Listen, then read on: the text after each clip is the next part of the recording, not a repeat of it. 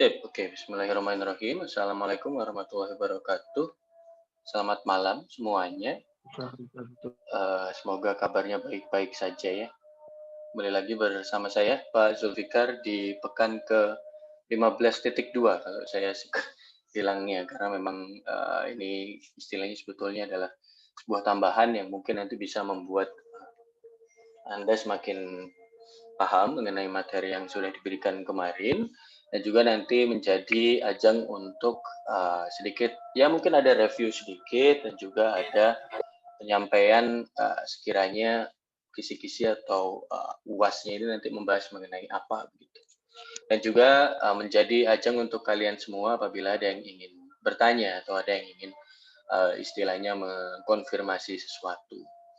Nah, tapi sebelum kita mulai, kita mungkin mohon doanya ya untuk semuanya dari sekalian, seperti yang mungkin sudah kalian tahu, berita di kemarin malam ya, di hari Sabtu malam, kita dapat kabar yang mungkin bisa dibilang kurang mengenakan ya, Bapak Rektor tercinta kita positif COVID-19 ya, dan alhamdulillah sudah ditangani. Beliau, kalau tidak salah berita terakhir tadi saya dapat info sedang diisolasi di RS Abdul Muluk, RSUD AM ya. Mohon doanya, semoga beliau segera sembuh dan fit, dan juga bisa segera mengembangkan kampus kita lagi gitu ya, kembali ke sedia kala, amin. Sebenarnya kondisi beliau juga mengingatkan kita bahwa COVID itu belum selesai ya dari sekalian. Jadi bagi yang sekarang mungkin sudah di rumah, yang sudah di pelukan keluarga atau beserta keluarga, bisa lebih berhati-hati dalam berinteraksi dengan tetangga, dengan teman sebaya, ataupun ketika mungkin berbelanja dan nongkrong-nongkrong mungkin ya. Minimal selalu 3M ya, pakai masker, jaga jarak, dan selalu cuci tangan. Itu yang pasti. Kita tidak tahu vaksin kapan datang ke kita begitu. Kita juga tidak tahu kapan bisa selesainya, karena gelombang 1 di Indonesia saja kalau pikiran saya mah belum selesai. Jadi ya tetap stay safe semuanya dan stay strong ya, dan stay healthy itu pasti. Selalu sehat semuanya, jangan terlalu memforsir diri. Ya, mungkin bisa kita mulai ya adik-adik sekalian materi hari ini dengan sedikit rewind, atau bisa kita bicara adalah sedikit mengingat-ingat kembali ya materi di 2 pekan lalu begitu, bersama Pak Kosasih, yang akhirnya dilanjutkan dengan saya terakhir, di mana saya kemarin menjelaskan bahwa untuk transformasi koordinat itu paling mudah ngapain? Paling mudah melalui sebuah melalui sebuah matriks. Nah, kemarin Pak Kosasih juga sudah menyampaikan sebetulnya akan lebih enak apabila sudah belajar kuadrat terkecil ya, atau least square. Tapi kan ternyata posisi sekarang kalian belum mempelajari, sehingga matriks yang diberikan di mata kuliah ini, SRG ini, hanyalah matriks dasar yang belum memasukkan elemen kuadrat terkecil atau istilahnya adjustment begitu ya. Sehingga intinya harusnya lebih mudah dipahami. Dan kemarin sudah dijelaskan juga dari sekalian bahwa sebetulnya kalau kita bicara mengenai parameter-parameter dari transformasi koordinat itu kan dibagi menjadi 3 ya. Yang pertama ada apa? Adik-adik sekalian? Skala. Ada skala, betul. Yang kedua ada apa? Yang kedua ada rotasi ya. Dan yang ketiga ada translasi. Dan dalam konteks 2 dimensi, translasi itu dibagi menjadi 2, yaitu translasi terhadap X dan translasi terhadap Y. Nah, ini adalah berlaku untuk rumus atau berlaku untuk teorema yang konformal, bukan yang afin. Nah, dari situ kan kita kemarin akhirnya istilahnya melakukan sedikit pengembangan begitu dari S dan juga theta serta TXTY. Itu ternyata theta dan S kita rubah begitu ya. Theta dan S kita rubah menjadi A dan B. Diingat mungkin ada sekalian di gambar yang di belakang. Begitu, dari rumus yang ada di sini, saya annotate, tapi sebelumnya saya disable dulu. Dari rumus yang ada di sini, gitu ya, dari sekalian, kita rubah menjadi rumus yang ada di bawah. Begitu. di mana rumus di bawah ini adalah rumus yang sudah merubah S cos theta, S sin theta menjadi A dan B, di mana A adalah S cos theta dan B adalah S sin theta. Sehingga parameternya berubah menjadi AB, TX, dan TY. Masih 4. Nah, dari situ adik-adik sekalian, kemarin kan sudah juga kita lanjutkan ya pemahamannya, yaitu bahwa apabila dibuat sebuah matriks begitu ya, dibuat sebuah matriks, maka nanti matriksnya akan berbentuk seperti ini. Ingat ketiga hal tadi. Yang pertama adalah kita bisa bilang, ini saya clear dulu deh biar tidak terlalu membingungkan. Ini adalah rumus pertama, ini adalah rumus kedua, dan di matriks yang di slide selanjutnya itu adalah rumus ketiga. Itu pada dasarnya ketiga rumus ini itu mewakili hal yang sama, yaitu transformasi dari koordinat X dan Y yang kecil ini menjadi koordinat yang P dan Q ini. Jadi kalau ditanya darinya kemana? Darinya apa Pak? Darinya adalah X1, Y1, dan X2, Y2. Ke-nya yang mana Pak? Ke-nya adalah P1, Q1, dan P2, Q2. Gitu. Nah, dari rumus 1, rumus 2, itu ketika kita bicara merubah menjadi matriks, maka matriksnya adalah matriks yang ada di sini, ada sekalian. Nah, ini adalah matriks yang ketiga. Ini adalah rumus ketiga. Dan ingat, rumus 1, rumus 2, dan rumus 3 matriks ini itu sebetulnya sama. Jadi matriks itu sebetulnya bukanlah sebuah rumus baru, bukanlah sebuah rumus yang kita temukan sendiri, itu tidak ya. Matriks itu pada dasarnya hanyalah apa? Hanyalah penggantian atau perubahan cara untuk mengungkapkan sebuah rumus saja. Percaya atau tidak percaya bisa kita coba lihat satu ya. P1 sama dengan X1A plus Y1B, benar ya, ditambah TX, dan set-set TY-nya kosong, jadi tidak ada TY-nya. Berarti P1 sama dengan X1A plus Y1B ditambah TX. Kalau kita lihat, saya ulang ya, P1 sama dengan X1A plus Y1B ditambah TX. Kita coba lihat di sini. Ternyata P1 sama dengan X1A plus Y1B ditambah TX. Berarti artinya sudah sama. Sebenarnya sama begitu, hanya merubah bentuk matriks, hanya merubah menjadi bentuk matriks saja sebetulnya dari sekalian. Nah, punten. Tadi ada yang nge-mute. Saya lanjut. Berarti kalau saya tanya satu orang ya, silakan ada yang bisa membantu saya. Kalau saya ingin tanya Q2 sama dengan apa berarti? Kalau dari rumus matriks yang ini ada di. Silakan. Seperti biasa namanya saya catat, akan saya tambah nilainya. Ayo, nggak kelihatan ya? Nah, ini harusnya kelihatan. Izin menjawab, Pak. Saya ulang ya.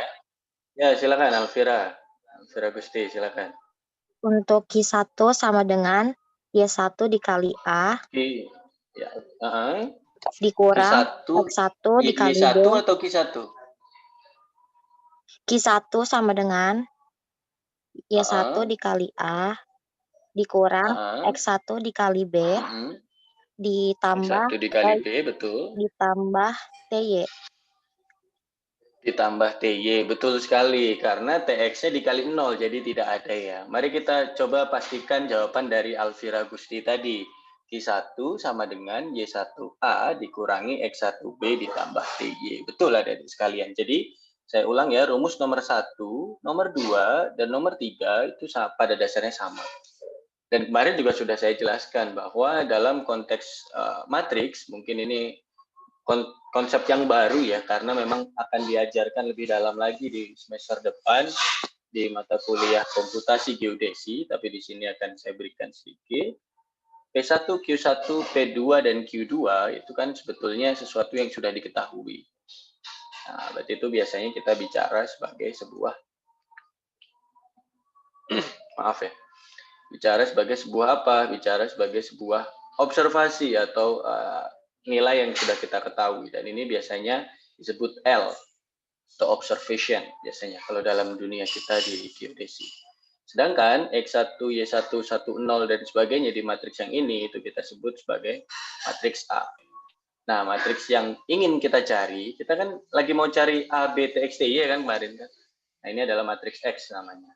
Sehingga L sama dengan A, ini L sama dengan A dikali dengan X. Ingat, L sama dengan A dikali dengan X, di mana L adalah matriks observasi atau matriks titik sekutu yang sudah kita punya. Lalu A itu merupakan matriks konstanta yang berisikan nilai-nilai tertentu yang juga sudah kita ketahui, yang mana selanjutnya X adalah matriks dari parameter yang ingin kita cari, begitu. A, B, T, X, T, Y kan ingin kita cari, bukan kita ketahui, gitu. Jadi L sama dengan A dikali dengan X. Dan ingat kemarin, kalau saya pindah terlebih dahulu ya adik-adik sekalian ke sharing yang satunya, slide yang satunya. Nah, kita lihat di sini, AX sama dengan L. Atau sama saja, kalau tadi rumusnya kan L sama dengan A dikalikan dengan X. Dan ingat, sebetulnya sama ya. A di sini itu adalah ini.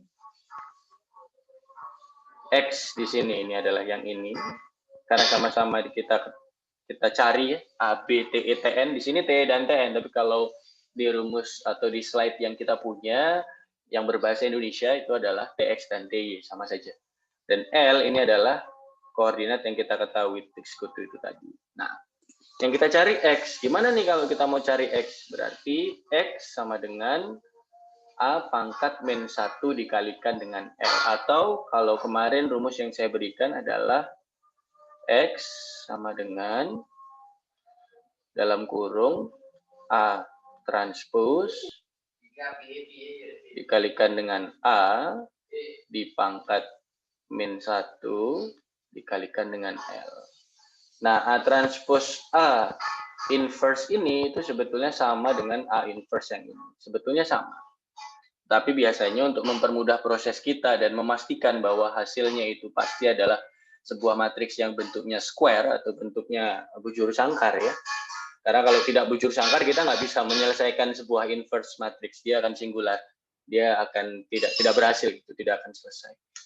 Nah, maka dari itu kita merubah A inverse atau A pangkat min 1 tadi menjadi dalam kurung A transpose A di dalam kurung pangkat min 1. Atau A transpose A dulu baru di inverse. Hasilnya sama. Nah, hasil akhirnya adalah X. Atau kalau dalam konteks kita transformasi koordinat 2 dimensi, hasilnya adalah A, B, TX, dan TY. Nah, kalau ditanya, loh terus Pak A sama B ini bisa kita ganti menjadi theta dan S nggak? Oh, tetap bisa gitu ya. Dan ingat kan nih kalau kemarin saya share kembali ke yang punya Pak Pasasi. Nah, di sini terlihat bahwa sebetulnya theta itu arkus tangen dari B dibagi A dan S adalah akar A kuadrat plus B kuadrat. Nah, ini yang kemarin sedikit review dari materi yang sudah saya berikan adik-adik sekalian. Ini untuk yang 2 dimensi. Nah, untuk 3 dimensi gimana ya? Sebetulnya sama, tetapi untuk 3 dimensi itu jumlah dari tetanya itu tidak hanya 1, tapi kan jumlah tetanya sekarang berubah menjadi sebuah matriks rotasi yang nilainya lebih besar begitu. Dan kemarin sudah saya berikan, tetapi mungkin kalian merasa bingung. Nah, oleh karena itu untuk yang 3 dimensi itu sementara kita akan bermain tidak dalam penyelesaian parameternya, tetapi bagaimana penggunaan dari rumusnya dalam sebuah contoh, begitu ya dari sekalian. Jadi kalau kita lihat dalam matriks dalam 3 dimensi kan kemarin kita sudah sama-sama belajar bersama ya, bahwa disebut dengan rumus Helmert. Nah, Helmert itu ada berapa Ada berapa parameter kira-kira dari sekalian? Ada yang bisa jawab? Kalau konformal 2 dimensi kan cuma 4. Nah, kalau Helmert ada berapa parameter? Belum menjawab, Pak. Iya, silakan. Siapa nih? Putri Nurrohma ya, kalau nggak salah ya. Betul nggak nih? Siapa? Ada 7. Ada 7. Apa aja tuh, Putri? Apa aja tuh?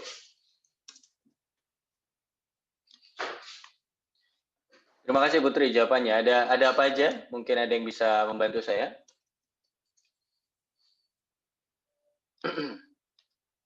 Ayo. Putri tadi betul ya, Putri Nurmaya. Ya. Oke. Halo. 7 itu apa aja? Oke, diamnya nggak apa-apa. 7 itu ada adik sekalian, ada translasi yang jumlahnya 3, faktor skala yang jumlahnya 1, dan rotasi yang jumlahnya juga 3. Rotasinya terhadap sumbu X, terhadap sumbu Y, dan terhadap sumbu Z. Kalau di dalam rumus yang saya berikan kemarin, terhadap sumbu terhadap sumbu X adalah omega, terhadap sumbu Y adalah V, dan terhadap sumbu Z adalah kappa. Jadi ada omega, V, dan kappa. Nah, omega, V, kappa tadi itu digunakan atau dimasukkan dalam sebuah rumus atau dalam sebuah matriks yang sering kita namakan sebagai matriks rotasi ya dari sekalian. Matriks rotasi yang mungkin yang sudah kita jelaskan dan sudah kita cari tahu sama-sama kok bisa dapat matriks rotasi seperti ini itu bagaimana caranya begitu ya. Nah, nanti kalau ternyata ada yang ingin bertanya atau ada yang ingin mengulang mengkonfirmasi mengenai matriks rotasi dipersilahkan, tetapi untuk sekarang mungkin bisa kita lanjutkan ada. Jadi artinya untuk bisa menyelesaikan transformasi konformal 3 dimensi dengan rumus yang sering kita sebut dengan Helmert, itu kita perlu 7 komponen atau kita perlu 7 parameter. 3 rotasi, omega V kappa, 3 translasi, TX, TY, TZ, dan faktor skala atau S. Nah, sehingga adik-adik sekalian, untuk menyelesaikan kita perlu berapa titik sekutu? 3. Kalau 2 dimensi cuma 2, karena ada 4 parameter, kan satu titik sekutu memiliki 2 koordinat atau 2 persamaan. Nah, kalau 3 dimensi, itu butuh 3, karena sebetulnya 2 itu kurang 1 gitu, nggak cukup gitu. Nah, tapi kalau misal kita mau pakai cuma 1/3 aja kan nggak mungkin ya. Masa punya titik sekutu 2/3 kan nggak mungkin. Jadi biar lengkap ya 3 aja dengan berapa jumlah para persamaannya menjadi 9. Karena kan satu titik sekutu dalam dalam koordinat 3 dimensi, sistem koordinat 3 dimensi itu memiliki 3 persamaan. Jadi 3 dikali 3 persamaannya jadi 9 kan begitu ya, jadi 9. Nah, sekarang bisa kita lihat sama-sama dari sekalian. Coba kalau Anda perhatikan di sini, itu matriks rotasi itu kan kalau bisa dibilang agak terlalu menyusahkan ya. Boleh Anda lihat, matriks rotasinya terlalu menyusahkan. Dalam arti menyusahkan itu adalah, kok kayaknya panjang sekali ya Pak. Begitu. Tetapi bagaimana kalau kita lihat dengan konteks dari kegunaannya. Transformasi 3 dimensi atau transformasi datum itu pada dasarnya kan merubah dari satu datum atau satu sistem referensi ya, sebentar ya, ke satu sistem referensi yang lain atau ke satu datum yang lain. Nah, sekarang kalau misal saya tanya antara satu apa ya? Oh iya, absen untuk kelas A-nya tadi saya masih loading. Nanti jam 7.30 akan saya share. Saya mau ini dulu. Saya mau menyelesaikan ini dulu sebentar ya. Nah, kan dari satu sistem referensi ke sistem referensi yang lain atau dari satu datum ke datum yang lain. Dan itulah guna dari transformasi konformal 3 dimensi. Dalam hal ini adalah Helmert contohnya yang memiliki 7 parameter. Nah, pertanyaan saya sekarang, silakan kalau ada yang mungkin bisa membantu saya untuk menjawab agar nanti bisa semakin paham gitu ya. Dalam satu datum ke datum yang lain, itu sudutnya nilainya kira-kira berapa ya? Dikira-kira aja, dugaan Anda. Silakan. Kalau ada yang ingin mencoba menjawab atau ingin menyampaikan pendapatnya, menurut saya gede Pak nilai sudutnya ini, gitu, atau kecil atau bagaimana? Silakan. Bisa Anda coba sampaikan pendapat Anda. Sembari saya ngabsen yang kelas A ini. Ayo, mangga. Ada adik sekalian. Mungkin ada yang ingin membantu ya. Halo, halo. Nggak bisa keluar. Izin, Pak. Ya, silakan. Siapa nih? Renaldi? Kalek, Pak. Oh ya, Kaleb, silakan. Ya, maaf, Pak. On cam, Pak. Soalnya topik saya nggak nampak, Pak. Iya, nggak apa-apa. Begini, Pak. Mungkin ya bisa saya jawab ya, Pak. Menurut saya pernah juga saya bertanya kemarin juga pernah sempat bertanya. Kalau misalnya diubah menjadi dari satu referensi ke satu lagi, tapi ada lagi diubah. Nah, yang ketiganya itu ikuti yang sebelumnya. Nah, ya, itu menurut saya jawaban Bapak kemarin, simpelnya seperti itu. Nah, dari jawaban Bapak ini, menurut saya sudutnya bakalan nggak terlalu besar, Pak, kecil, karena mengikuti sistem referensi sebelumnya, Pak. Oke, terima kasih Kaleb. Silakan, bisa dilanjutkan lagi mungkin, ada yang mau ditambah? Ya, cukup sih, Pak. Intinya seperti itu sih, Pak, sebenarnya. Kasih, Pak. Ya, betul. Ya, terima kasih Kaleb atas jawabannya. Kaleb tadi menyampaikan, teman-teman, bahwa ternyata kalau menurut Kaleb, antara satu sistem dengan sistem yang lain, atau satu datum dengan datum yang lain, nilainya itu tidak akan jauh berbeda. Karena menurut Kaleb juga tadi, sebenarnya sistem yang baru itu sistem yang lama, tapi dirubah sedikit, atau ada sedikit perubahan, karena memang bumi kita kan memang berubah. Gitu ya. Jadi, berubah pun tidak terlalu besar nilainya. Nah, kira-kira ada yang ingin memiliki atau ingin menyampaikan juga pendapatnya atau memiliki pendapat lain, silakan. Saya buka satu lagi pertanyaan. Saya buka satu lagi pendapat yang mungkin ingin disampaikan. Atau saya tidak setuju Pak dengan Kaleb karena menurut saya begini. Silakan. Kalau misal ada. Jadi intinya dari Kaleb itu sudutnya kecil. Nah, apakah kalian percaya atau kalian setuju dengan Kaleb bahwa sudut transformasinya itu kecil? Atau jangan-jangan ada yang bilang, enggak Pak, pasti gede itu. Ayo adik-adik sekalian.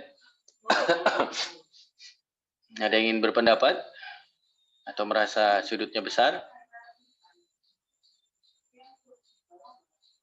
Gimana? Oke, kalau tidak ada berarti bisa kita lanjut ya. Daripada biasanya saya bisa nunggu lama, tapi ini juga tidak bisa karena nanti kasihan kalian terlalu malam. Jadi betul sekali ya jawabannya Kaleb, nilainya 100 untuk Kaleb, nilai bukan transformasi, nilai bukan sumbu ya, nilai perubahan sudutnya atau nilai selisih sudut antara satu datum dengan datum yang lain itu pasti kecil atau tidak terlalu besar. Nah, mari kita bayangkan adik-adik sekalian, ketika Anda memiliki nilai sudut yang tidak terlalu besar, setidak besar apa sih nilainya? Saya sudah share di e-learning ya, sebuah dokumen dari BIG yang menyebutkan transformasi dari DGN 95 ke SRGI 2013. Nah, ini akan saya share juga di kelas kita hari ini. Bisa dilihat sama-sama dari sekalian, coba diperhatikan di nilai yang ini. Bisa diperhatikan di nilai yang saya highlight. Ya. Ini kalau dalam bahasa saya atau dalam bahasa kita ini adalah omega ya kan. Ini adalah V. Lalu ini adalah kappa atau ini adalah kappa begini. Omega V kappa gitu. Satunya terhadap X, satunya terhadap Y, satunya terhadap Z. Lihat nilainya dari sekalian. Nilainya itu sangat kecil. Nggak cuman kecil ya, sangat kecil karena bahkan sampai 10 pangkat minus 8. Hampir insignifikan atau hampir tidak penting begitu, tapi tetap harus dimasukkan gitu ya. Nah, efek dari ini apa? Efek dari nilai sudut atau nilai perubahan sudut yang kecil ini apa sih ada di sekalian? Mari kita coba flashback dan juga melihat kembali ke teori dari trigonometri yang selama ini selalu kita pahami dan selalu kita gunakan. Ketika sin dari sudut yang sangat kecil, nilainya akan sama dengan apa? Ada yang tahu? Sin dari sudut yang sangat kecil atau cos dari sudut yang nilainya sangat kecil, nilainya akan sama dengan berapa? Agar lebih mudah pemahamannya, ini teman-teman kan punya kalkulator pasti ya di rumah ya.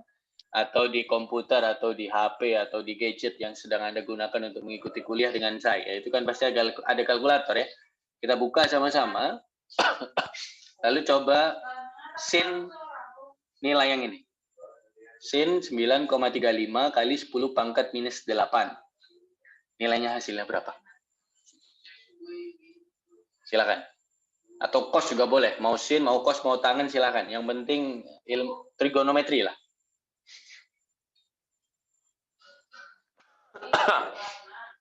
Ya. Saya berikan waktu 1 menit nih untuk mencoba kalkulator. Silakan buka kalkulator, lalu coba. Gimana Yesika? Hasilnya berapa, Yes? Kalau buat yang pakai sin 9,35 itu Pak, itu hasilnya 0,16 Pak. 16, 24. 0, Yang sin 9,5 ya Pak? 93,5 maksudnya. enggak, sin 9,35 kali 10 pangkat minus 8. Jangan lupa 10 pangkat minus 8-nya ya, Yes. Jangan sampai tidak ada 10 pangkat minus 8-nya. Karena kalau tidak ada 10 pangkat minus 8-nya, tidak berguna nanti. Dan juga jangan lupa ini dalam radian ya, bukan dalam derajat. Nilainya akan beda kalau dalam derajat. Tapi bisa dicoba dulu, silakan. Kalau ternyata kalkulatornya masih pakai derajat juga tidak masalah. Dicoba dulu. Saya beri waktu 1 menit. Ini saya sudah nyoba sih tadi. Dan sudah dapat jawabannya. Jadi silakan bagi yang mau mencoba. Saya beri waktu 1 menit ya. Ini ketutupan tadi punten 0,00 nggak mau ya. 0,0005678 terus di sinus, mana ini sinus? Trigonometri sinus. Nah, kita coba ulang lagi yang sama ya. 0,0005678,935 kita cos.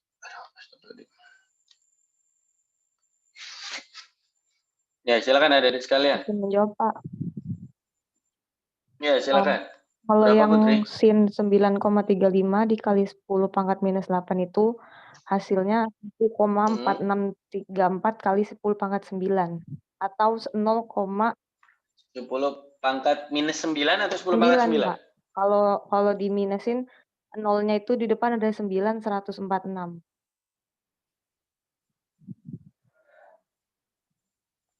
Oh, enggak, maksud saya berarti nilainya gede sekali begitu. Nolnya banyak maksudnya 10 pangkat minus 9 atau 10 pangkat 9? Kalau di ini yang penting. pembulatannya 146 dikali 10 pangkat minus 9. Nah, oke. Berarti artinya, terima kasih Putri ya. Jadi nilainya sama-sama kecilnya begitu ya. Betul ya? Nilainya sama-sama kecilnya begitu. Nah, silakan kalau ada yang mau menyampaikan hasil dari penghitungannya juga silakan. Ingat ini radian ya adik-adik sekalian. bukan degree. Kalau kalian degree nanti jangan heran kalau dapatnya nanti beda soalnya. Nah, ini kalau kita buat rad, kita coba lagi. Silakan adik-adik sekalian kalau ternyata ada yang mau menyampaikan 000. Iya, silakan. Oh, kalau saya hasilnya beda, Pak. Saya yang sin 9,35 kali 10 pangkat minus 8 itu hasilnya 7,4. Yes. Itu hasilnya. Itu sudah kamu buat radian belum? Sudah, Pak. Nah, ini coba saya pakai kalkulator saya ya. Saya new share lalu saya buat di kalkulator saya. Sip, saya CE ya. Kita masukkan berapa tadi? 0,1234567 ya, 935. Ingat harus radian, jadi radian di sini diklik radian dulu, jangan gradian, jangan grad, jangan dek, tapi radian. Nah, lalu trigonometri dan ini di sini bisa sin. Kita ambil contoh dulu sin ya. Klik sinnya. Nilainya adalah 9,3499999 kali 10 pangkat minus 8. Atau kalau ini kita bulatkan sampai 3 angka di belakang koma, berarti 9,35 sebetulnya, gitu ya. 9,35 kali 10 pangkat minus 8. Alias sama dengan nilai yang kita masukkan tadi di awal. Nah, kalau mau dicoba lagi tapi dengan cos mungkin boleh. 0,1, 1, 2, 3, 4, 7, 935, lalu di cos. Ini 0,99999 banyak sekali. Alias mendekati 1. Nah, bisa kita lihat ya adik sekalian. Kalau sin nilainya sangat kecil, itu ternyata apa? Sama dengan nilai itu sendiri.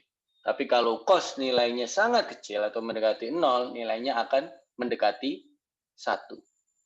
Saya ulang ya adik sekalian ya. Ketika nilai yang sangat ya astagfirullahaladzim. Ketika nilai yang sangat kecil tadi, ini kan kalau kita buat di sini, ini kan ada cos, dan di sini kan ada sin ya, bisa dilihat ya, ada sin. Ketika kita bicara cos nilai sudut yang sangat kecil dalam radian ya, bukan dalam degree, ya sama saja sebetulnya, tapi kita bicara dalam radian, itu nilainya akan mendekati 1. Jadi cos sebuah sudut, kita bicara sudutnya theta misalnya, akan mendekati 1. Apabila si theta ini, itu kenapa? Theta itu sangat kecil, alias sampai 10 pangkat minus 8, 10 pangkat minus 6, begitu ya. Nah, sebaliknya ketika kita bicara ini sin theta, itu nilainya akan mendekati theta itu sendiri. Jadi sin sebuah sudut yang nilainya sangat kecil itu akan sama dengan atau mendekati angkanya sendiri. Kayak tadi, 9,35 kali 10 pangkat minus 8 radian kalau di sin akan sama dengan sudutnya itu sendiri. Kalau cos akan mendekati 1. Nah, dari situ adik sekalian, kita bisa menyederhanakan rumus Helmert yang kita punya. Saya ulangi ya, kita bisa menyederhanakan rumus Helmert yang kita punya. Karena apa? Pada dasarnya, kalau kita punya, ini dalam konteks rumusnya Pak Kosasih ya, ini kan ada alfa, beta, dan gamma. Kalau alfa, beta, dan gamma itu sangat kecil, maka, sebentar ini ada yang lupa di, tadi siapa tuh yang lupa di unmute? Ya udah. Nah, kalau ternyata nilai dari alfa, beta, dan gamanya itu sangat kecil, mari kita coba lihat sama-sama adik-adik sekalian. Coba bantu saya ya. Cos beta, cos gamma. Nilainya berapa? Kalau beta dan gamanya sama-sama kecil. Coba bantu saya adik-adik sekalian. Ini kita ibaratkan sebagai matriks rotasi yang kita punya. Ini berarti berapa? Cos beta, cos gamma. Berarti berapa ini nilainya? 1, Pak. 1, Pak. 1. Ya, terima kasih. Karena 1 dikali 1 sama dengan 1. Nah, kalau ini.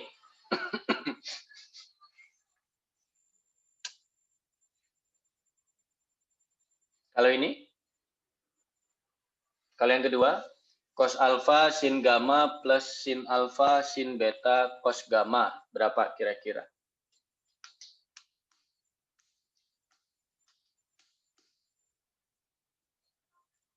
Ayo, adik-adik sekalian. Halo? Bisa diulangin nggak, Pak? Tadi jaringan kurang apa, Pak? Kurang Jaringan saya ya? Tadi atau macet gimana soalnya, nih? Pak. Nggak kedengeran yang dari awal, Pak. Yang tentang... Oke. Saya ulangi ya. Yang ini nih sebenarnya rumus yang ini nih. Cos alfa sin gamma plus sin alfa sin beta cos gamma. Berapa nilai ininya? Ketika kita punya, ingat cos theta sama dengan 1, sin theta sama dengan theta itu sendiri, atau sin sudutnya sama dengan sudutnya itu sendiri. Baris yang kedua, baris pertama, kolom kedua ini nilainya berapa? Ini nilainya berapa? Kira-kira adik-adik sekalian. Ayo. Dipersilakan kalau ada yang ingin membantu menjawab atau ada yang ingin menyampaikan pendapatnya. Ya, tapi sebentar, ini saya pindah ke sini dulu biar kelihatan. Nah,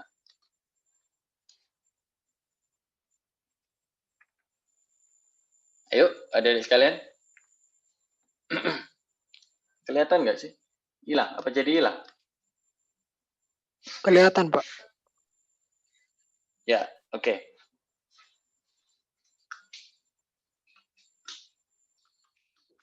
Izin menjawab, Pak. Silakan. Berapa tuh? Maaf, saya off cam. Hasil menurut saya itu theta ditambah theta kuadrat. Theta ditambah theta kuadrat. Oke. Kenapa bisa?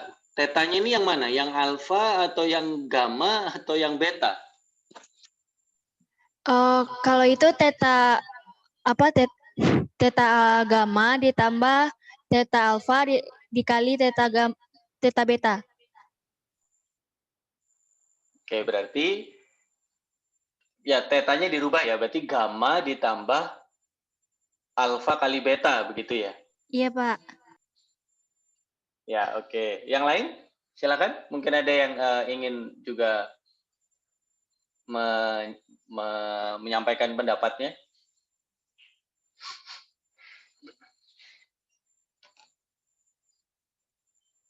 Oke, kalau gitu kita coba lihat dari yang disampaikan oleh Adira tadi, atau Wima ya.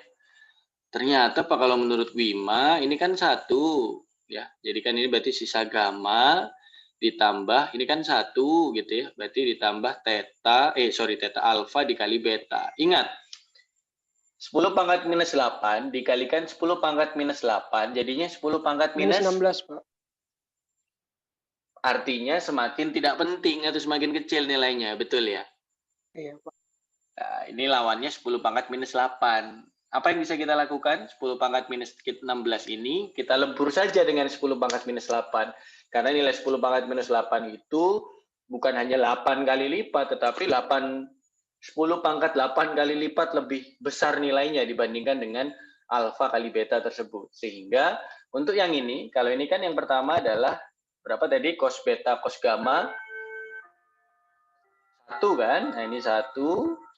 Berarti yang ini kita bisa bicara ini adalah gamma. Atau kalau dalam konteks ini adalah sudut Z. Sudut terhadap sumbu Z. 1 terakhir. Biar lebih memahami lagi. Kalau ini gimana adik sekalian? Terima kasih tadi Wima yang sudah membantu untuk menjawab.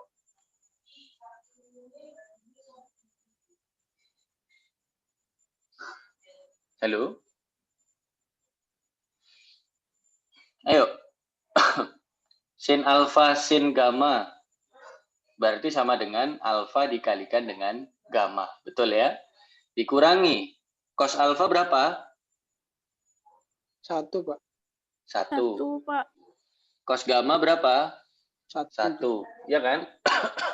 Berarti sisa sin beta saja. Nah, berarti kan ini alfa dikali gamma dikurangi beta. Apa tadi Boni? Boni tadi mau menyampaikan apa? Berarti ini hasilnya berapa, Bon? Kalau menurut Boni? Beta, betul. Beta atau minus beta, Bon? Minus beta. Nah, betul sekali. Karena ada minusnya di sini, berarti ini adalah minus beta. Karena nilai ini itu 10 pangkat minus 16, terlalu kecil. Jadi artinya adik sekalian, untuk baris pertama, saya tidak akan bicara baris kedua dan baris ketiga, yaitu biarkan nanti menjadi PR kalian juga untuk lebih memahami. Ingat, cos sudut yang sangat kecil adalah 1. Sin dari sudut yang sangat kecil adalah sudut itu sendiri. Jadi baris pertama kolom pertama jadi 1, baris pertama kolom kedua jadi sudut ketiga atau terhadap sumbu Z, dan baris pertama kolom ketiga itu adalah terhadap sumbu Y, tapi di minus, jadi minus beta. Atau kalau dalam konteks kita, minus V. Karena ada omega V kappa, nah ini yang V, begitu ya adik sekalian. Nah, Dari situ, kalau kita selesaikan semuanya, maka matriks rotasinya akan berubah. Matriks rotasinya tidak menjadi sesuatu yang sangat susah ini lagi. Tapi matriks rotasinya akan berubah menjadi sebuah matriks rotasi yang kita buat seperti ini. Belum kelihatan? Nah, ini ada di sekalian.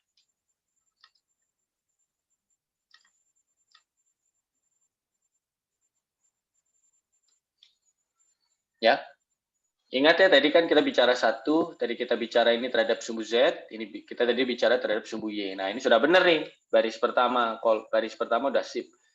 Nah, saya minta nanti kalian di waktu kosong kalian dipersilahkan untuk mempelajari yang baris kedua dan baris ketiga. Why? Karena nanti rencananya di UAS ada soal yang tidak akan jauh-jauh mengenai pemahaman ini. Gimana? Yang namanya matriks rotasi yang nilainya besar tadi itu kok bisa disederhanakan menjadi nilai yang seperti ini? Dapatnya dari mana begitu, dan perhitungannya itu kira-kira seperti apa begitu ya dari sekalian. Nah, sampai sini dulu. Apakah ada yang sekiranya kebingungan ada di sekalian? Silakan kalau ternyata ada yang masih bingung, sembari saya mencatat beberapa hal. Silakan.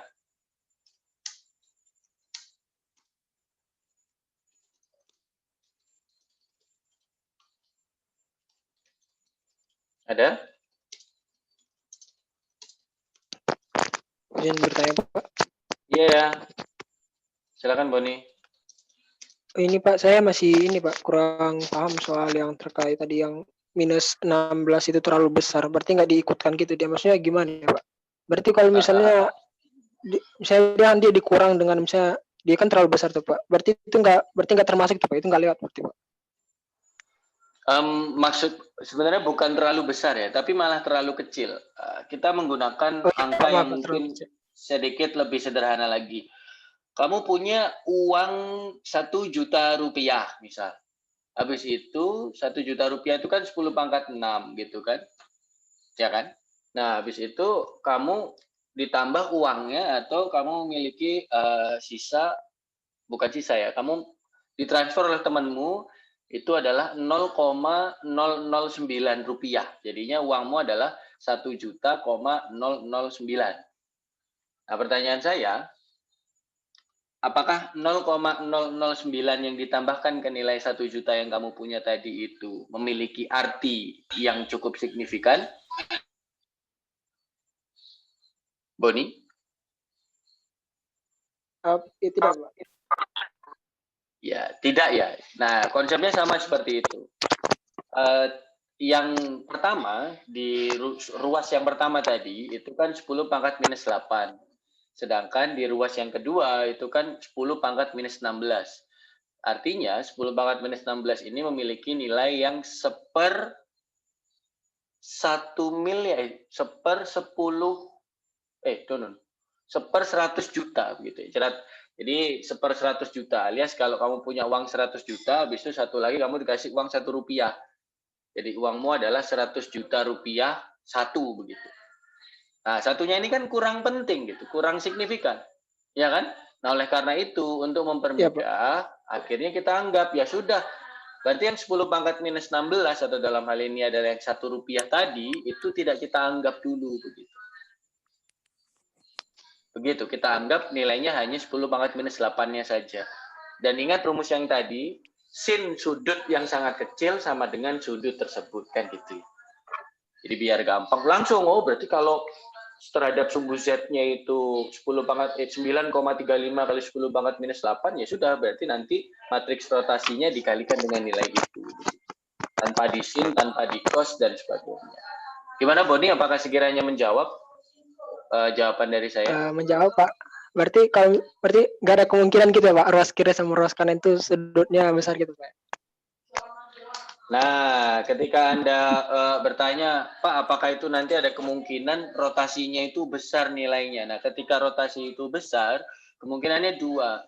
Anda salah dalam memasukkan, karena memang biasanya dalam transformasi datum, betul tuh seperti yang disampaikan Caleb tadi. Kalau transformasi datum satu dengan yang lain, bentuk buminya ini kan ya tetap sama kan. Apakah ada ceritanya bentuk buminya itu satunya kecil sekali, satunya besar? artinya dalam arti sudutnya itu biasanya juga tidak akan terlalu jauh begitu. Karena kan kalau bicara sumbu Z misalnya, sumbu Z kan pasti nggak akan jauh-jauh dari kutub utara gitu. Beda pun ya paling sedikit gitu. Nggak satunya di sini, satunya saya nggak mau kutub utara jadi sumbu Z, saya maunya sini aja jadi sumbu Z gitu. Ya bisa juga sebenarnya, tetapi dalam konteks dunia geodesi ini sangat-sangat jarang terjadi. Jadi sebenarnya untuk itu usaha untuk mempermudah, karena memang kebanyakan atau mayoritas dari kasus yang akan kita terima dan yang akan kita alami itu memiliki nilai rotasi yang sangat-sangat minuscule atau sangat-sangat kecil. Even a minute saja enggak gitu, sangat kecil begitu ya. Sampai 10 pangkat minus 8 tadi. Artinya biar mudah ya begini gitu matriks rotasinya. Gimana Boni, menjawab? Menjawab Pak, baik, terima kasih Pak. Ya, semoga menjawab ya, terima kasih. Silakan kalau ada satu lagi mungkin atau ada teman-teman yang ingin bertanya. Bertanya Pak. Ya silakan, Nawang ya kalau nggak salah ini. Iya Pak, sebelumnya izin off Ya, cam gimana, karena Nawang? jaringannya sedang begini. Ini Pak, jadi kan ini kan disederhanakan gitu Pak. Jadi untuk nanti kalau kita melakukan perhitungan, kita tuh menyepakatinya tuh yang mana gitu Pak? Apakah yang sederhana ini atau yang pakai kos yang tadi itu Pak, yang panjang? Kan kita juga bisa pakai alat bantu hitung gitu Pak. Siap, terima kasih Nawang ya, pertanyaan yang sangat baik. Nah, setelah ini nanti akan saya jelaskan nama yang baru dari rumus yang sudah sederhana ini. Jadi ketika let's say dalam sebuah soal atau dalam nanti sebuah tugas, UTS, UAS, ataupun dalam sebuah konsep di mata kuliah lain, itu nanti kita tergantung namanya. Kalau kita bicara namanya Helmert, maka rumusnya yang tadi, yang kosnya panjang tadi itu. Nah, tapi kalau kita masukkan nama yang nanti akan saya sampaikan, maka berarti matriks rotasinya yang ini. Tergantung kamu diminta atau tergantung kamu pinginnya menggunakan rumus yang namanya tadi yang mana. Kalau misal nama yang disebutkan, silahkan kerjakan dengan menggunakan rumus Helmert. Ya berarti Anda tidak bisa pakai yang sederhana ini, Anda harus pakai yang sin konstan panjang tadi. Tapi kalau menggunakan nama yang nanti akan saya kasih tahu dalam beberapa menit lagi, maka Anda bisa menggunakan matriks yang lebih sederhana ini untuk matriks rotasinya. Gimana Nawang? Sekiranya menjawab? Menjawab Pak. Ya, thank you. Ya, bisa kita lanjut ya adik sekalian. Jadi matriks rotasinya itu dirubah atau matriks rotasinya seperti yang tadi juga Nawang sudah simpulkan, itu terjadi proses penyederhanaan alias disederhanakan. Tidak panjang sekali ada cos sin dan ada minus-minusnya tadi, tapi menjadi sebuah rumus yang lebih sederhana ini yang ada di depan kita sekarang. Nah, selain itu adik-adik sekalian, seperti yang tadi juga saya tanyakan kepada Caleb, yang dijawab juga oleh Caleb ya, punten bukan saya tanyakan Caleb, saya tanyakan kalian semua, tapi yang jawab Caleb. Itu juga berlaku tidak hanya untuk rotasi, tetapi juga berlaku untuk skala begitu. Alias satu bumi yang dulu dihitung oleh orang lalu dengan bumi yang dihitung oleh orang sekarang itu tidak mungkin terlalu jauh bedanya. Nah, mungkin tiba-tiba bumi itu dulu kecil segini, sekarang jadi seperti ini gitu juga nggak mungkin. Dulunya besar, sekarang jadi kecil begini kan nggak mungkin. Artinya apa? Skalanya itu juga pasti kecil sekali, alias perubahan skalanya itu kecil sekali, tidak seperti bisa kita bicara 1:2, 1:3 itu tidak mungkin. Nah, oleh karena itu faktor skalanya itu kita rubah bukan hanya bukan S tetapi nilainya adalah DS kalau di sini ada sekalian. DS ini adalah delta dari skalanya. Jadi artinya 1 ditambah dengan delta skala yang nilainya biasanya sangat-sangat kecil. Nah, kalau dalam slide atau dalam buku ini, where ds is a small value usually expressed in ppm. Atau di mana ds adalah nilai yang sangat kecil, yang mana seringkali diekspresikan atau disebutkan dengan satuan atau dengan sebutan ppm. Apa sih ppm itu? ppm adalah parts per million atau 10⁻⁻⁶. Jadi kalau Anda bicara ini DS itu adalah let's say 1 ppm gitu ya dari sekalian. 1 ppm Berarti nilai 1 ppm ini, bentar ada yang baru masuk. Nilai 1 ppm ini itu sama dengan 1 kali 10 pangkat minus 6, adik-adik sekalian. Saya ulang ya, jadi kalau misal DS itu nilainya adalah 1 ppm, berarti itu 1 part per million, alias 1 kali 10 pangkat minus 6. Kalau ternyata bahkan ppm ini terlalu besar, nah berarti bisa lebih kecil lagi, misal kayak 0,1 ppm ya, berarti 1 kali 10 pangkat minus 7. Begitu, adik-adik sekalian, sekiranya. Jadi, ada dua penyederhanaan yang kita lakukan. Penyederhanaan yang pertama adalah penyederhanaan dari matriks rotasi R, dan penyederhanaan yang kedua adalah penyederhanaan dari faktor skala. Sebentar.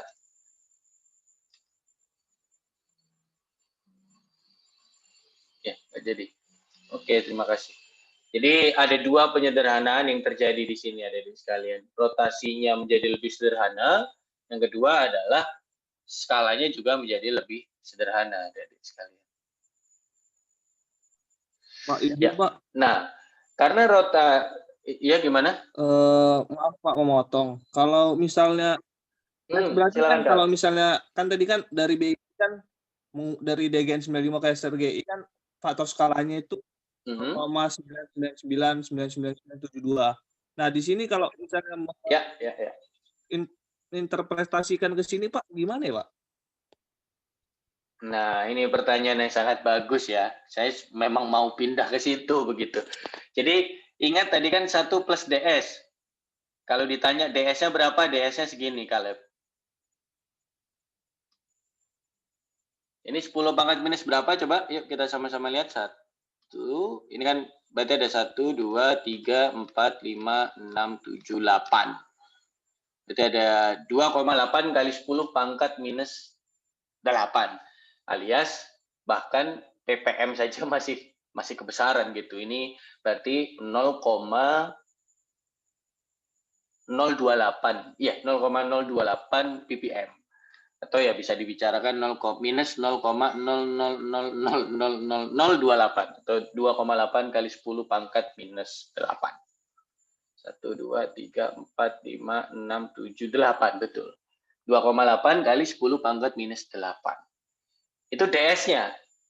Nah, kalau yang disebutkan sama teman-teman BIG di nomor 7 itu S-nya langsung. Ya sama aja, karena nanti yang dimasukkan ke dalam matriks rotasi, dalam rumusnya itu tetap S. Tapi biasanya nilai yang diketahui itu bukan S-nya, tetapi DS-nya. Oleh karena itu, agar lebih mempermudah orang, ya sudah. S itu sama dengan 1 plus DS. DS-nya nilainya sekian. Apakah sekiranya Kaleb memahami dan sudah terjawab pertanyaan yang barusan tadi disampaikan oleh Kaleb? Menurut saya sudah cukup Pak, sudah menjawab. Berarti intinya kalau S sama dengan 1 dikurang DS yang udah diketahui. Ditambah Kaleb. Ditambah ya Pak? Ditambah, bukan dikurang. Jadi kalau nilainya DS-nya minus ya berarti jadi 1 dikurangi begitu. Oh iya Pak, makasih Pak. Sudah terjawab Pak. Siap. Bisa kita lanjut dulu ya, adik-adik sekalian. Nah, dari sini saya kembalikan ke slide yang tadi karena penjelasannya sudah baik. Jadi kita bisa bilang bahwa matriks rotasinya dan juga faktor skalanya disederhanakan. Jadi tidak menggunakan sudut rotasi yang sangat besar tapi sangat kecil, sehingga matriks rotasinya berubah menjadi seperti ini saja, dan faktor skalanya jadi sangat kecil seperti ini. Di mana DS tadi itu kalau contoh yang BG kan minus 0,000 banyak itu. S-nya 0,999972 tadi itu. Nah, dari sini adik-adik sekalian akan membawa menjadi dua jenis transformasi. Transformasi yang pertama itu dinamakan sesuai dengan penemunya. Penemunya adalah Pak Bursa dan Pak Wolf. Pak Bursa itu dulu menemukan di tahun 62, Pak Wolf menemukan di tahun 63. Oleh karena itu, rumus yang pertama ini kita namakan Bursa-Wolf. Nah, rumus yang kedua itu ditemukan oleh Pak Molodensky di tahun 62 dan Pak Badekas di tahun 69. Oleh karena itu, rumus yang kedua kita namakan Molodensky-Badekas. Artinya apa, adik sekalian? Artinya adalah rumus yang menggunakan matriks rotasi yang tadi saya sampaikan itu, dan juga menggunakan faktor skala yang tadi juga saya sampaikan, itu adalah rumus yang namanya Bursa-Wolff dan Molodensky-Badekas. Keduanya merupakan jenis transformasi konformal 3 dimensi untuk transformasi datum. Jadi sekarang kalian sudah mengenal berapa? Kalian sudah mengenal 3 rumus. Rumus pertama adalah rumus apa? Rumus pertama Helmert yang faktor skalanya S doang, tidak ada ds-nya, dan juga nilai matriks rotasinya yang masih sin cos yang panjang sekali tadi. Yang kedua adalah Bursa-Wolff, dan yang ketiga adalah Molodensky-Badekas. Mana Pak yang paling mudah digunakan? Tergantung dengan kondisi yang Anda punya. Dan tergantung dengan tujuan yang ingin Anda lakukan. Tapi intinya, ketiga-tiganya bisa sama-sama dilakukan dengan keunggulan, atau bukan keunggulan ya, dengan ketelitian yang comparable, artinya atau ketelitian yang hampir sama satu sama lainnya. Nah, kalau Helmert itu R dan juga S-nya pasti pakai yang lama ya, R-nya panjang sekali, S-nya hanya S saja. Molodensky dan Badekas itu sudah lebih sederhana, R dan S-nya. R-nya jadi hanya matriks yang sangat sederhana ini ya, tidak ada sin cos-nya. Faktor skalanya juga tinggal 1 plus ds saja. Nah, tetapi kalau kita tanya, pasti ada yang tanya, terus bedanya Bursa-Wolff dan Molodensky-Badekas apa Pak? Bedanya seperti yang dikatakan oleh Pak Kosasi di kelas pekan ke-15 kemarin, beliau kan menyampaikan bahwa sebetulnya, nah ini ya, Molodensky-Badekas itu memiliki standar deviasi yang lebih kecil dibandingkan dengan Helmert. Korelasi, nah ini kita bicara statistik sebetulnya. Hal ini terjadi karena apa? Karena Molodensky-Badekas itu menggunakan konsep yang sedikit lebih berbeda dengan Bursa-Wolff ataupun Helmert. Nah, bagaimana perbedaannya? Apa itu perbedaannya? Saya tidak akan membahas terlalu jauh karena sepertinya juga sudah malam, artinya sudah mau mencapai waktu untuk beristirahat juga sebetulnya. Perbedaannya ada di sini, ada di sekalian. Kalau Anda lihat, ini saya new share, saya kembalikan ke sini. Nah, dalam Bursa-Wolff, adik-adik sekalian, dari sistem referensi 1, ini kalau Anda lihat di sini, ini kan ada sistem referensi 1 ya, Z1, Y1, dan X1, itu dibawa ke sistem referensi 2, Z2, X2, dan Y2 kan. Nah, dibawanya itu langsung begitu. Jadi dari sistem referensi yang ada di sini, langsung dibawa kedua.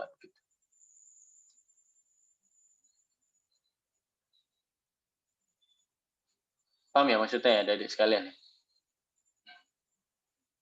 Artinya, transformasinya itu langsung begitu. Jadi, rotasinya itu langsung Z1 terhadap Z2, Y1 terhadap Y2, X1 terhadap X2. Titik pusat sistem 1 ke titik pusat sistem 2. Translasinya pun sama. TX, TY, TZ terhadap sistem 2. Langsung saja begitu. Direct. Atau bisa dibilang sebenarnya Bursa-Wolff itu agak sedikit direct memang. Jadi tanpa ada perantara. Sehingga nanti rumusnya dari sekalian itu menjadi seperti ini. Nah, alternatively, the Bursa-Wolff transformation may be written as, kalau Anda lihat di sini ya, ingat 1 plus ds itu sama dengan S, tapi biasanya diketahui ds. Nah, ini apa? Ini ada di sekalian, ini adalah R-nya yang sudah disederhanakan tadi. Tidak ada sin cos lagi gitu ya. Nah, ini adalah untuk yang Bursa-Wolff. Nah, coba kita sedikit tarik ke bawah.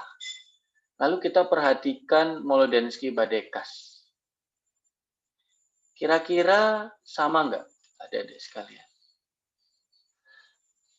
Di atasnya begini. Ingat ya. Ini saya gambar lagi deh, biar kalian mungkin lebih memperhatikan mana yang harus diperhatikan. Ini 1. Ini 2. Dari 1 langsung dibawa ke 2 tanpa ada perantara apapun. Tapi kalau kamu perhatikan yang Molodensky-Badekas rumusnya, mana tadi? Nah, ini. Beda nggak, adik sekalian?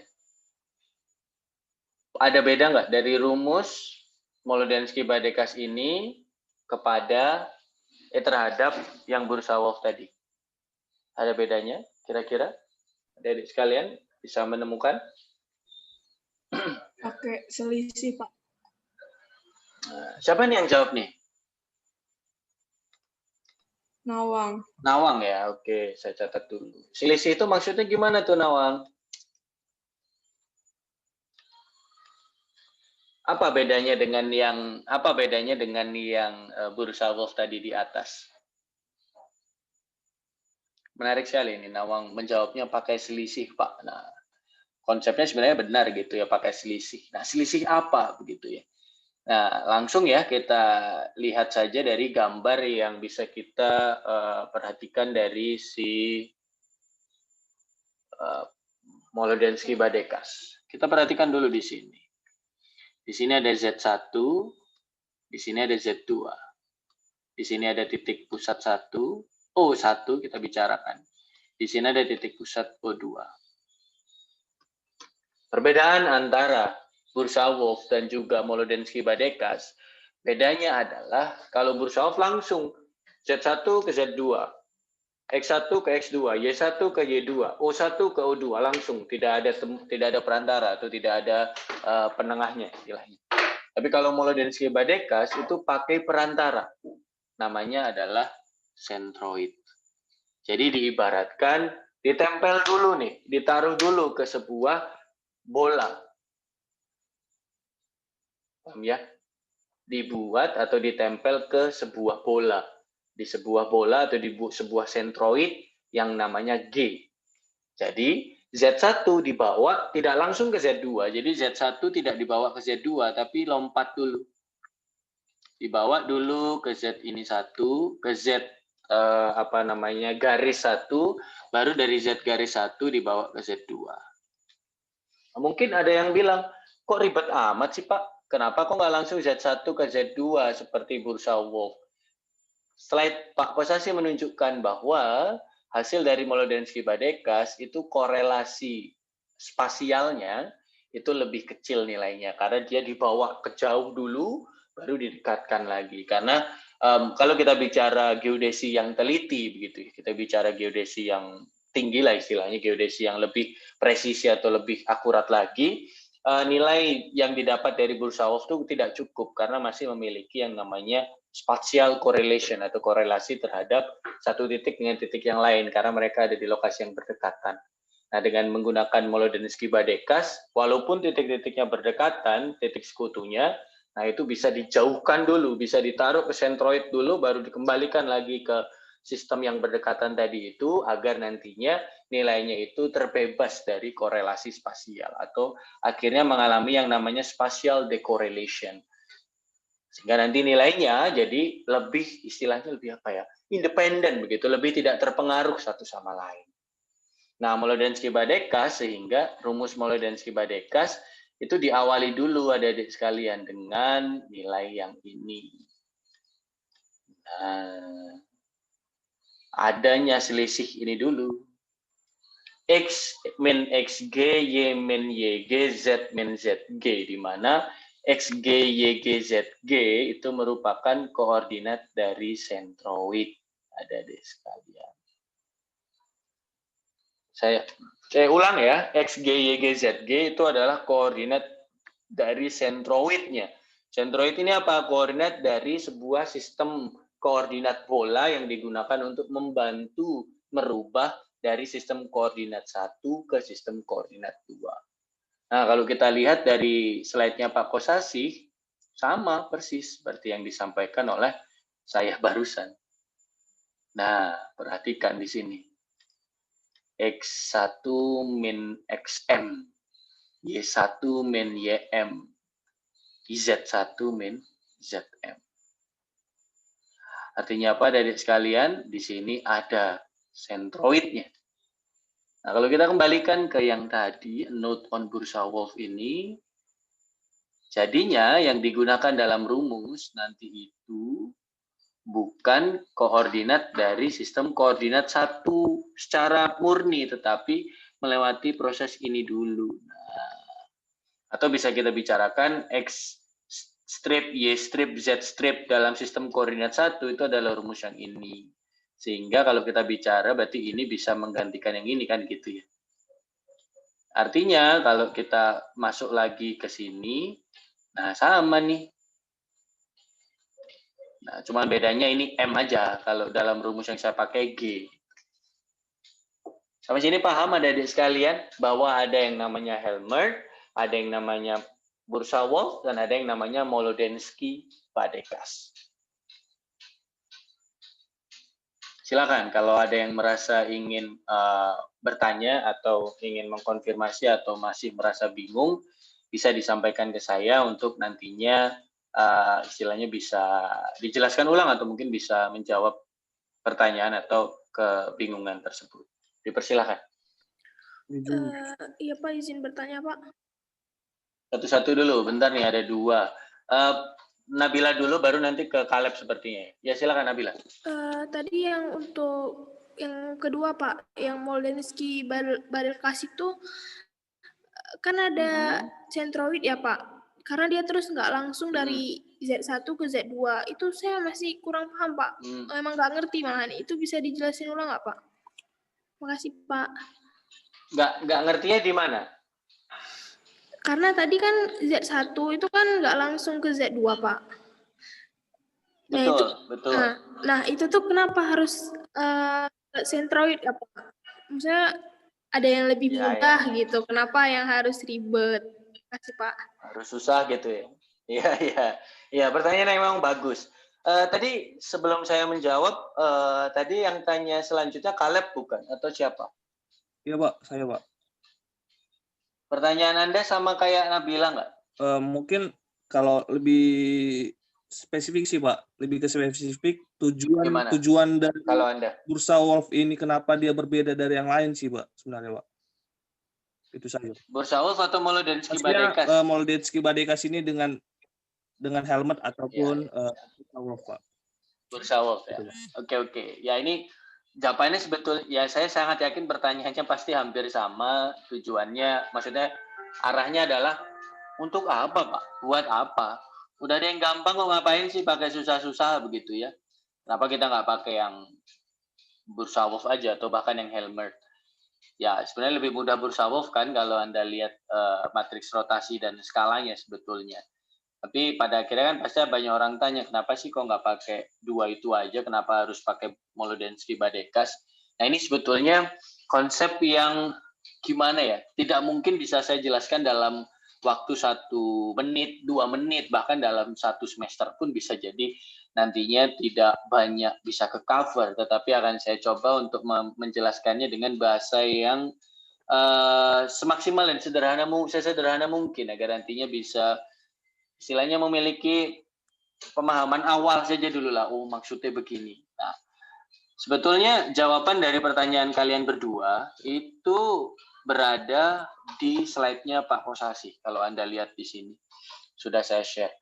Di bagian kiri itu Helmert, yang sebenarnya sama dengan Bursa-Wolf, cuma bedanya kalau Helmert kan rumus matriks rotasinya masih pakai R yang banyak, S-nya masih pakai S saja, tidak ada DS. Sedangkan Bursa-Wolf kan sudah pakai yang lebih mudah begitu ya. Bentar.